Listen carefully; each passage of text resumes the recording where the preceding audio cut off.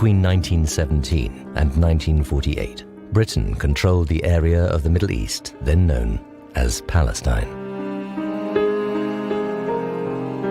This chapter of history was to have a profound effect on both Arabs and Jews.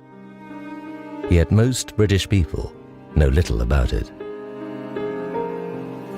This film is a simple outline of a very complex story.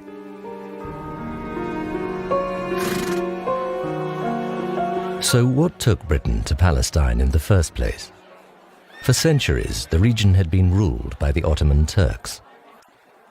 But when the First World War broke out in 1914, the Turks allied with Britain's enemies, Germany, and the other Central Powers. Palestine and the Middle East were regarded as highly strategic to the British Empire because of oil, and also because the Suez Canal controlled the sea route to India. The Middle East was now under the control of Britain's enemies, so Britain considered it vital to defeat the Turks and gain control for the Allies. In 1917, General Allenby and his troops advanced across southern Palestine. And in December, they captured Jerusalem. By the following year, all of Palestine had come under British control. Her troops were to remain there for the next 30 years.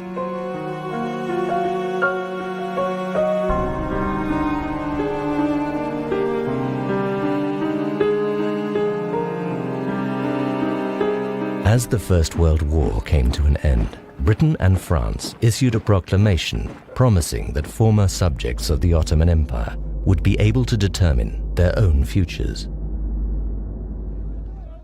Briefly, freedom was in the air.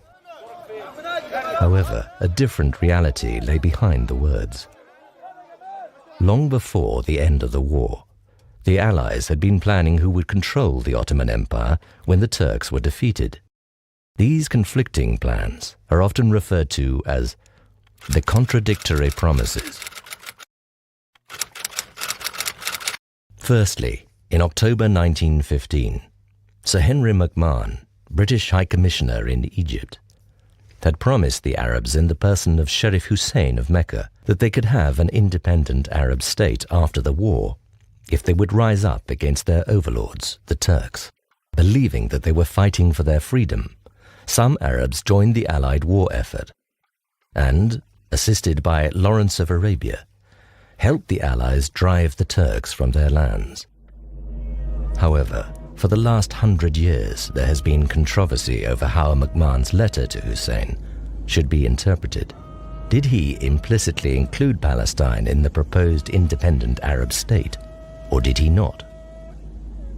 Many Arabs and senior British figures have consistently maintained that Palestine was included, while British governments since 1920 have argued that it was excluded. But meanwhile, Britain had become party to two further wartime agreements, both of which seemed to contradict the undertaking to Hussein. In 1916, the secret Sykes-Picot Agreement between Britain and France allocated what is now Syria and Lebanon to France, and what is now Jordan and Iraq to Britain, whilst proposing to keep Palestine under international control. Then, a year later, Britain made yet another undertaking concerning Palestine.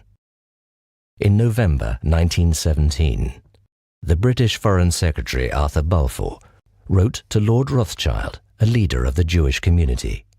His Majesty's government view with favour the establishment in Palestine of a national home for the Jewish people, it being clearly understood that nothing shall be done which may prejudice the civil and religious rights of existing non-Jewish communities in Palestine, or the rights and political status enjoyed by Jews in any other country. This promise became known as the Balfour Declaration. The idea that the Jewish people should be restored to the Holy Land, so that biblical prophecies could be fulfilled, had been promoted by some Christians since the 1600s.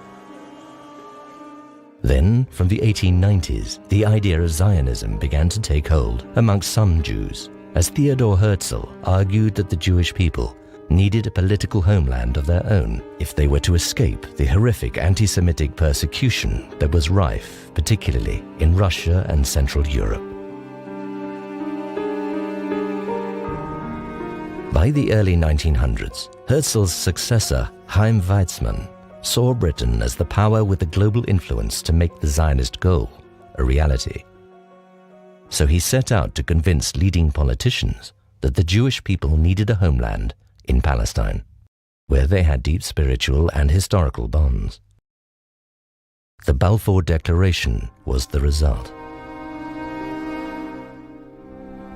Why did the War Cabinet respond to Zionist pressure in this way? Foreign Secretary Balfour was one of the highly placed Christians in British society who believed that the Jewish people should be restored to the Holy Land. Prime Minister Lloyd George, who also came from a restorationist background, dreamt of putting Israel back on the map.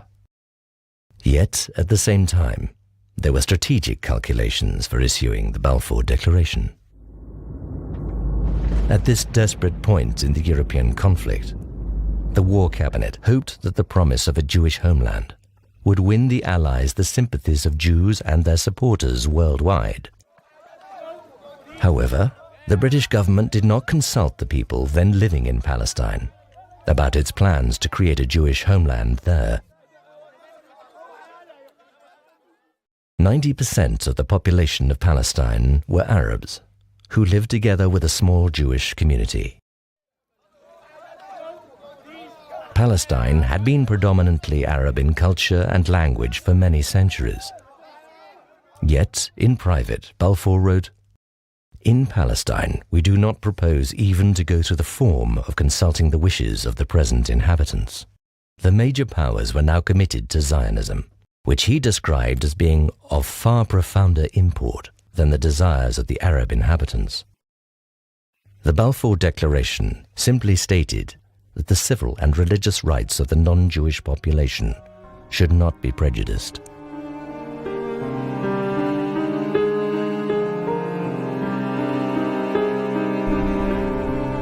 So when the war came to an end, how would all these complex undertakings work out in practice?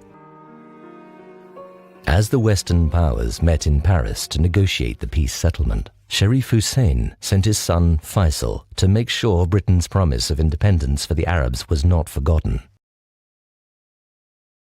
But instead, the newly formed League of Nations handed control of Palestine to Britain. Under the terms of the League of Nations' mandate for Palestine, Britain was required to implement the Balfour Declaration by supporting the creation of a Jewish national home, and at the same time, to prepare the people of Palestine for eventual self-government. The League of Nations stated that mandatory powers held a sacred trust to ensure the well-being and development of people in their care. What happened to the other areas that Sharif Hussein anticipated would gain independence? Transjordan, now Jordan, was made an autonomous emirate under Hussein's son, Abdullah. In the same way, the new kingdom of Iraq was given to his brother, Faisal. These were the rewards Hussein received for his loyalty to the British war effort, but they did not include Syria or Palestine. Angry Arab crowds soon massed in Jerusalem, denouncing the Balfour Declaration and demanding the self-determination that had been promised by Britain and France in 1918. Having made conflicting promises, Britain now had to face up to their consequences. She had created a contradiction. Just how unworkable this situation was, it took her 30 years to accept. Both communities, Jews and Arabs, believed they had been promised the land. As the Zionists swiftly began to implement their objectives, the Arabs were the first to conclude they had been deceived. Riots broke out in 1920. In 1921, There was even greater violence as Arabs attacked Jews and the British tried to regain order. After a period of relative calm, mutual suspicion between the Arab and Jewish communities flared up again in 1929 and rapidly escalated into mob violence with horrific consequences. 133 Jews and 116 Arabs were killed. Britain's response was slow and inadequate. Calm was finally restored by a show of British force. Meanwhile, the Jewish community was forging ahead under the umbrella of the British Mandate, securing major economic concessions and establishing its own elected assembly and institutions of government. The Arab majority, on the other hand, felt left behind economically and politically. To be granted democratic representation, they were effectively required to accept the Balfour Declaration. But the Arabs rejected this, fearing that a Jewish national home would lead to the creation of a Jewish state in their land. For their part, the British feared that an elected Arab majority would oppose Jewish demands for land and immigration. And so they held back the democratic progress they were supposed to foster under the Mandate.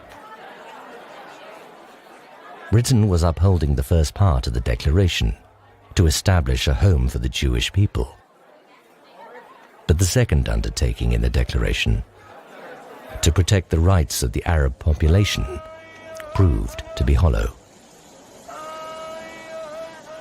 Arab alarm grew still further in the 1930s, when increasing numbers of Jews sought sanctuary in Palestine as the spectre of anti-Semitism grew in Nazi Germany. As more and more land passed into Jewish hands, the sense of Arab dispossession grew. By May 1936, Palestine was in open rebellion, and it was not just Jewish communities who were being attacked, it was the British too. Increasingly losing control, the British authorities resorted to ruthless methods to put down the revolt, including hangings, house demolitions, and the use of civilians as human shields. For a period, British and Jewish men fought the Arabs jointly in a counter-insurgency force known as the Special Night Squads. By 1939, the rebellion was suppressed, leaving the Palestinian leadership weakened for years to come. To try to address the underlying deadlock between Arabs and Jews, London had responded with a succession of inquiries and commissions through the 1930s. Their dilemma was that any attempt to placate one community would provoke the anger of the other. At a loss for a solution, the Peel Commission of 1937 proposed to partition Jews and Arabs into two states. But Arab opinion, led by the vehemently anti-Zionist Grand Mufti of Jerusalem, Amin al-Husseini, denounced any idea of conceding territory to Jews as unthinkable. However, as Europe slid towards war, the British government changed course. A government white paper of 1939 abandoned partition and proposed that in 10 years Palestine would become independent, representatively governed by Arabs and Jews.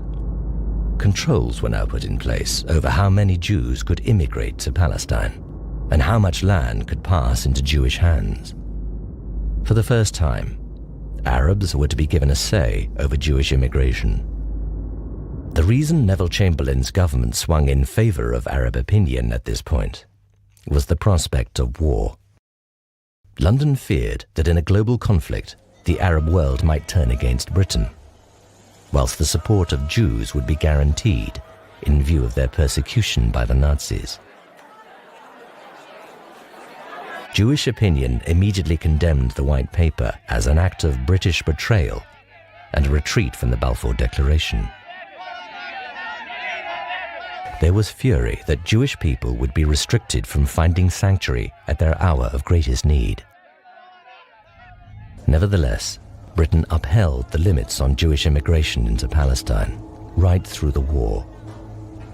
As refugees fleeing the Holocaust were arrested trying to enter Palestine, or were even sent back to Germany, as in the case of the Exodus, the Jewish community turned against Britain and the mandate. Sections of Jewish opinion became increasingly militant and violent, and Britain suffered heavy losses from terrorist atrocities. In February 1947, Foreign Secretary Ernest Bevin stated that Britain was referring responsibility for the Palestinian problem to the United Nations. By September, as the situation continued to worsen, Britain announced that she would terminate her mandate for Palestine in May 1948.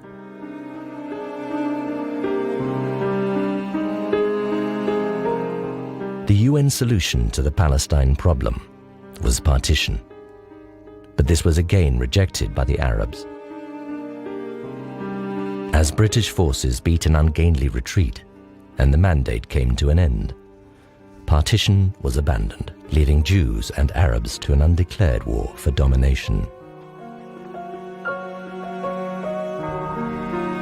On the 14th of May 1948, Israel declared itself a state and was immediately recognized by America.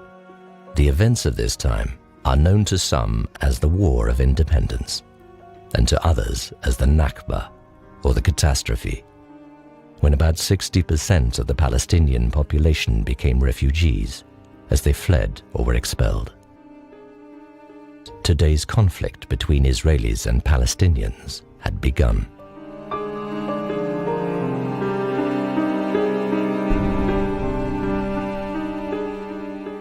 Britain's direct involvement in Palestine ended in 1948. But how should British people today respond to the story of Britain in Palestine?